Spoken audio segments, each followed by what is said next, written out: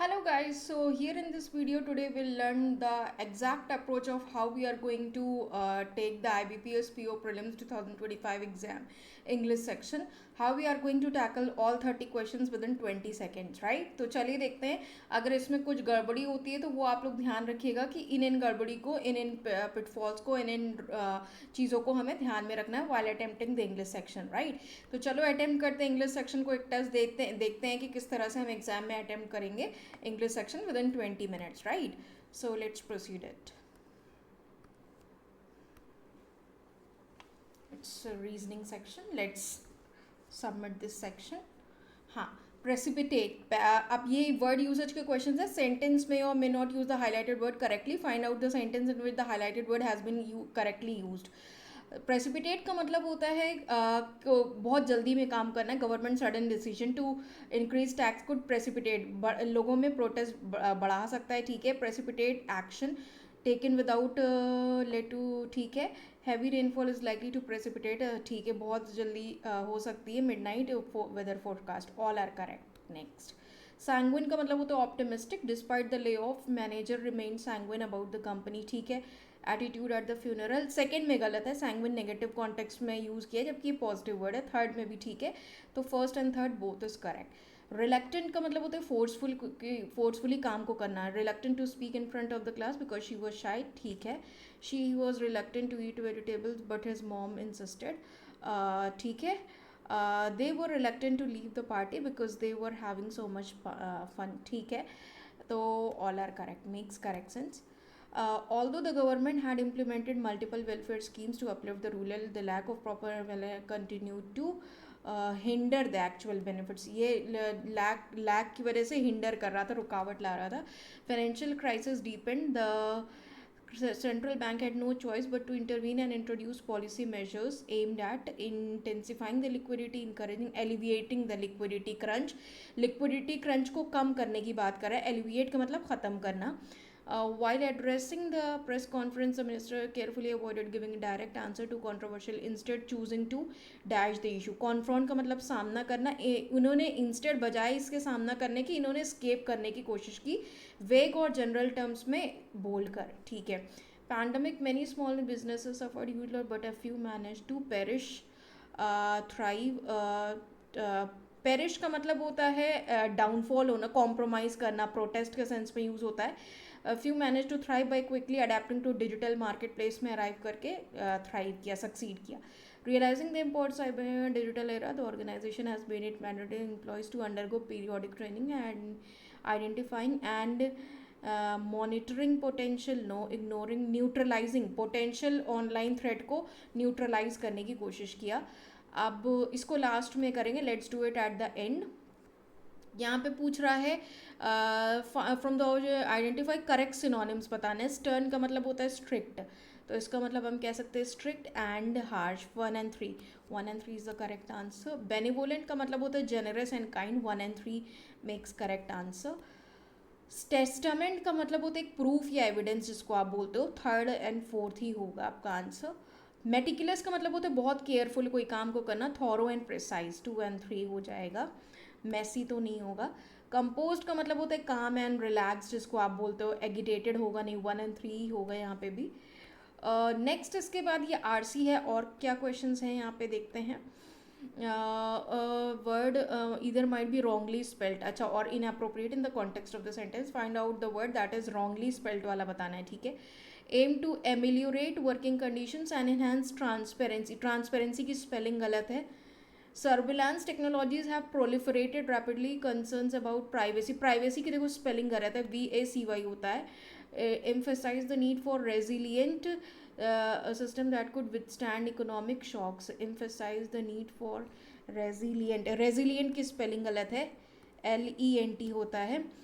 innate ability to articulate complex ideas made him an indispensable की spelling गलत है. indispensable का मतलब necessary, ज़रूरी है जो चीज़. negotiations were held in an amicable manner without any hostility. और recrimination की स्पेलिंग TION होता है ना कि S होता है. ठीक है. बाकी अब आ जाते हैं रिमेनिंग क्वेश्चंस पे. Rapid growth of urbanisation has क्या करना है पैसेज में. These numbers are printed in word which fits the blank, जो ब्लैंक में फिट होगा वो बताना है. Rapid growth of urbanisation, profound impact on environment, cities have become centers of innovation and economic activity, but they also face serious challenges such as pollution, infrastructure, lack of green spaces. Urban planners now face the task of making cities more resilient होगा ना, और ज़्यादा cities recover कर पाएँ climate change को लेकर. In recent years the idea of dash cities, over crowded primitive smart cities ही हो सकता है. स्मार्ट सिटीज़ का जो आइडिया गेन पॉपुलैरिटी गेन कर रहा है, सिटीज़ टेक्नोलॉजी इनहांस परफॉर्मेंस.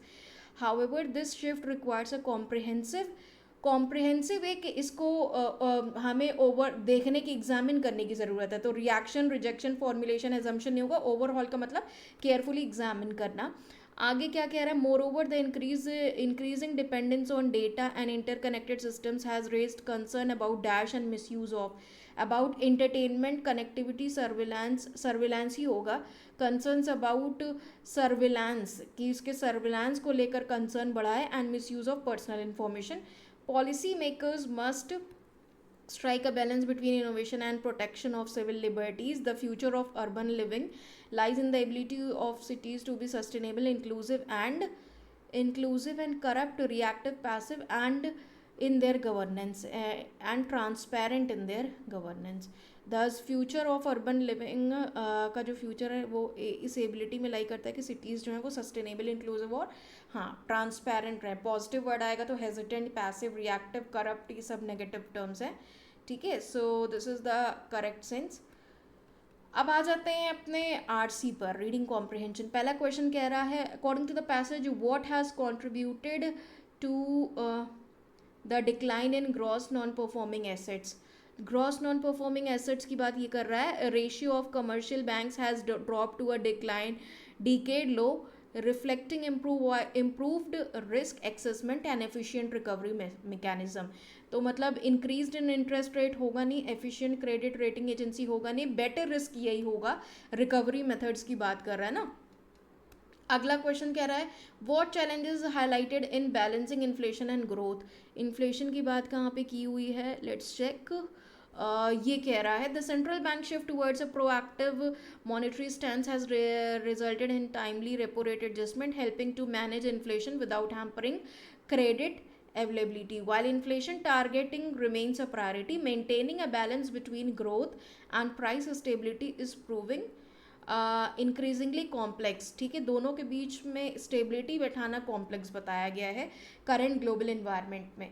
तो पहला कह रहा है complexity in managing inflation without, हाँ क्रेडिट अवेलेबिलिटी को बिना इफेक्ट किए हुए मैनेज करना, ये हमारे लिए कॉम्प्लेक्सिटी है.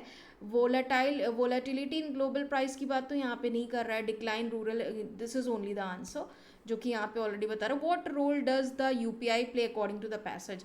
यूपीआई क्या रोल प्ले कर रहा है पैसेज के अकॉर्डिंग. यूपीआई की बात देखो कहाँ पे बोल रहा है, ये बोल रहा है, this is UPI. Another crucial is integration of technology in finance services. The unified payment interface UPI and other digital platforms have not only deepened financial inclusion but also changed the way traditional banks operate, right. तो it replace traditional banking system, पूरी तरीके से replace किया ऐसा तो नहीं हम बोल सकते हैं. इसने मतलब चेंज किया है तरीका, लेकिन ऐसा पूरी तरीके से तो नहीं बोल रहा. Improve only urban banking efficiency नहीं. Financial inclusion and transform banking operation, हाँ it is limited to peer transfer. तो थर्ड ही होगा आपका यूपीआई को लेकर जो बोल रहा है ना. Interface and other digital platforms have not only depend, इसने फाइनेंशियल इंक्लूजन को देखो ना केवल डीपेंड किया, मतलब डीपेंड का मतलब प्रमोट किया है, करने की ही बात कर रहा है, राइट. अगला, why are development financial institution DFIs being revive. इनको क्यों रिवाइव किया जा रहा है. डीएफआईज की बात कहाँ पे बोली गई है भाई, ये कह रहा है to mitigate this development financial institutions are being revived. क्यों रिवाइव किए जा रहे हैं, जिससे कि हम बर्डन को शेयर कर पाएँ और सेक्टर स्पेसिफिक एक्सपर्टीज ले पाएँ. To support long term infrastructure financing, to fund नहीं, टू रिप्लेस कमर्शियल बैंक्स नहीं, टू रेगुलेट फिनटेक स्टार्टअप की भी बात नहीं कर रहा है, फॉरेन डायरेक्ट इन्वेस्टमेंट की भी बात नहीं है, लॉन्ग टर्म इंफ्रास्ट्रक्चर फाइनेंसिंग की ही बात कर रहा है। इस यहाँ पे देखो बात कर रहा था, अगर आप ध्यान दो, yet concerns remain around asset liability mismatch especially when banks use short term deposits to fund long term gestation infrastructure projects. To mitigate this, इसको कम करने के लिए डेवलपमेंट फाइनेंस इंस्टीट्यूशंस को रिवाइव किया जा रहा है जिससे वो बर्डन को शेयर कर पाएँ और सेक्टर स्पेसिफिक एक्सपर्टीज ले पाएँ। ठीक है, तो लॉन्ग टर्म इंफ्रास्ट्रक्चर फाइनेंसिंग ही हम कह सकते हैं यहाँ पे, मेकिंग द सेंस। नेक्स्ट यहाँ पे देखो कह रहा है what risk arises when banks use short term deposits for long term projects. कौन सा रिस्क आता है, तो अभी देखो हमने पढ़ा था ना, एसेट लायबिलिटी मिसमैच होता है जब बैंक शॉर्ट टर्म डिपॉजिट को लॉन्ग टर्म प्रोजेक्ट्स के लिए यूज करते हैं। तो this is only the answer जो कि अभी हम लोगों ने पढ़ा। रेजिलियंट का सिनोनिम पूछा है, तो रिकवर करना is the sense, flexible week temporary नहीं होगा, इट इज़ रेजिलियंट का मतलब रिकवर करना, इट इज़ फ्लेक्सिबल।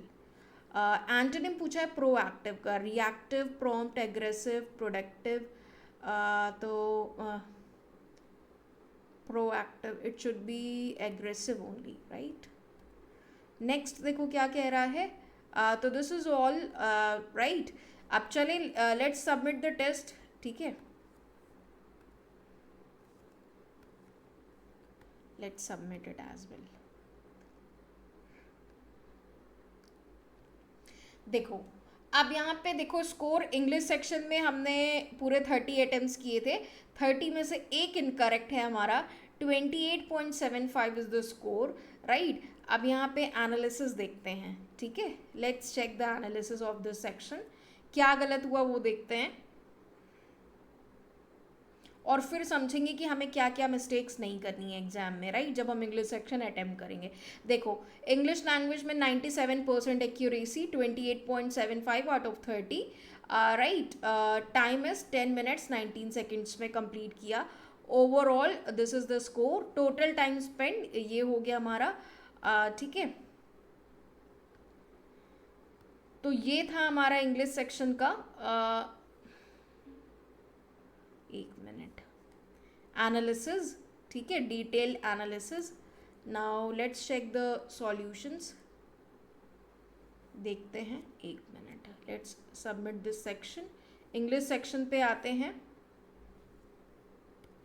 एक minute, let's come to the English section, देखते हैं इंग्लिश सेक्शन में हमने क्या रॉन्ग किया, which question we have done wrong. Question number 60, अच्छा 60, देखो एंटोनिम पूछा था प्रोएक्टिव का, reactive is the opposite, right, aggressive नहीं होगा, देखो कह रहा है यहाँ पे सेंस। तो अब यहाँ पे देखो कह रहा है रिएक्टिव का मतलब होता है इवेंट्स या एक्शंस को रिएक्ट करना, राइट, के लिए रिएक्ट करना जब वो हो जाते हैं उसके बाद, ना कि उसके पहले एडवांस में प्रिपेयर करना। तो reactive is the best opposite for the word that is proactive, ठीक है। प्रोएक्टिव, प्रो का मतलब होता है पहले से, तो पहले से एक्टिव रहना, और रिएक्टिव का मतलब बाद में, आपको गुस्सा आया तो आपने उसके लिए रिएक्ट किया, राइट, तो reactive is the opposite. Aggressive का मतलब बहुत जल्दी गुस्सा हो जाना, फोर्सफुल, बोल्ड या फिर अटैक करना, ठीक, क्लियर है। तो भाई इस तरह से जो वर्ड का मीनिंग आपको नहीं पता हो उसको एग्जाम में अटेम्प्ट ना करें। ये हमने देखो आप लोगों की अप्रोच के अकॉर्डिंग ही किया। हम बीइंग एन एस्पिरेंट क्या गलती कर सकते हैं, यहाँ पे देखो एक वोकैब नहीं, बहुत बार ऐसी हम लोगों से गलती होती है कि हम बीइंग एन एस्पिरेंट, हम अगर एस्पिरेंट है तो हम किस तरह से पेपर ये दे रहे हैं, तो अब ये देखो वोकैब हमने गलत की हुई थी भाई, तो आंसर गलत हुआ, तो इसलिए आप लोग गेस वर्क ना करें, समझ आ रही है बात। अगर वर्ड का थोड़ा एस्पेक्ट आपको नहीं समझ में आ रहा है तो it's better to skip that question, ठीक है, ना कि उस क्वेश्चन को आप अटेम्प्ट करिए, क्लियर। बाकी देखो आरसी वगैरह में इस तरह के अगर फैक्ट्स और फिगर्स पे बेस्ड है तो आप इजीली कर सकते हो, ठीक है। तो ये था पूरा 30 क्वेश्चंस का अटेम्प्ट, जिस तरह से हम आपको 30 डेज वाली क्रैश कोर्स सीरीज में भी करा रहे हैं गाइस ऑलरेडी, तो आप उस तरह से करोगे तो बहुत हेल्पफुल होगा। वो सीरीज आप लोग एक बार ज़रूर से देखिएगा, वॉच करिएगा, बहुत हेल्प मिलेगी उससे आप लोगों को, क्लियर। तो इसके अलावा अगर कोई और डाउट क्वेरी होता है तो let me know in the comment section in this video. इस वीडियो के कमेंट सेक्शन में मुझे ज़रूर बताइएगा इंग्लिश सेक्शन में क्या डाउट्स आप लोगों के, क्या शॉर्टकमिंग्स आ रही हैं, ठीक है। So waiting for your answers, thank you everyone, have a nice day, stay safe, take care, be happy, keep learning, keep improving everyone, clear. चलो।